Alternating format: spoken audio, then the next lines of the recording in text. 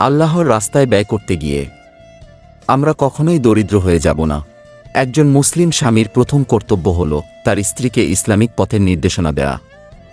ভালোবাসা ও দয়া খুবই গুরুত্বপূর্ণ ও স্পর্শকাতর বিষয়, আর তা বিবাহিত জীবনে স্বামী স্ত্রীর মধ্যে খুব ফুটে ওঠে। তারা একে অপরকে ভালোবাসে, দয়া করে এবং নিরাপত্তা দেয়। সফল লোকদের ঠোঁটে যে দুটি জিনিস সবসময় থাকে তা হল হাসি ও নীরবতা। কারণ এক টুকরো হাসি অনেক সমস্যার সমাধান করে দেয়, আবার একটু নীরবতা অনেক সমস্যা থেকে বাঁচিয়ে দেয়। আপনার জন্য সবচেয়ে উত্তম স্থান হল কারো দোয়ায় আপনি উপস্থিত থাকতে পারা। কারণ সে আপনার ব্যাপারে আল্লাহর সাথে কথা বলছে, আর আল্লাহ হল সর্বোত্তম শ্রবণকারী। আল্লাহর দয়া নিয়ে কখনোই সন্দেহ প্রকাশ করবেন না। তিনি এক নিমিষেই যে কোনো বিপদ থেকে আমাদেরকে মুক্তি দিতে পারেন। একাকিত্ব সবসময় একটু বিরক্তিকর মনে হয়, তবে যে তার প্রভুর আল্লাহর আনুগত্য করে সে কখনো একাকিত্ব অনুভব করে না।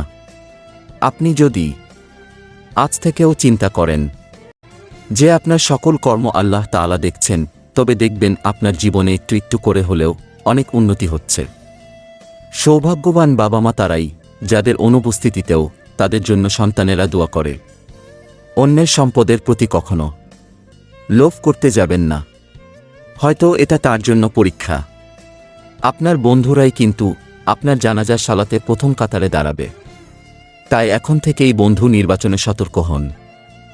স্বচ্ছ হৃদয় হচ্ছে অন্যকে ক্ষমা করতে পারা হৃদয়, তাই অন্যকে ক্ষমা করুন এবং কারো ক্ষতি করার ইচ্ছা পরিহার করুন, আর তা আল্লাহর সন্তুষ্টির জন্যই করুন। আমাদের কাজগুলোর মধ্যে ভালো কাজের আদেশ ও মন্দ কাজের নিষেধগুলোই উত্তম ও প্রশংসাযোগ্য।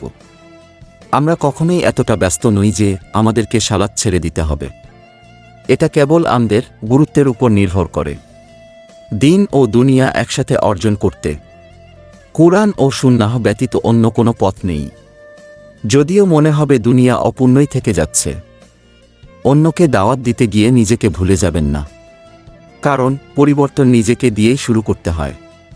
আপনি যদি চান আল্লাহ আপনার সবগুলো পছন্দনীয় কাজ গ্রহণ করুন, তাহলে আপনি আল্লাহর পছন্দনীয় কাজগুলোই করতে থাকুন।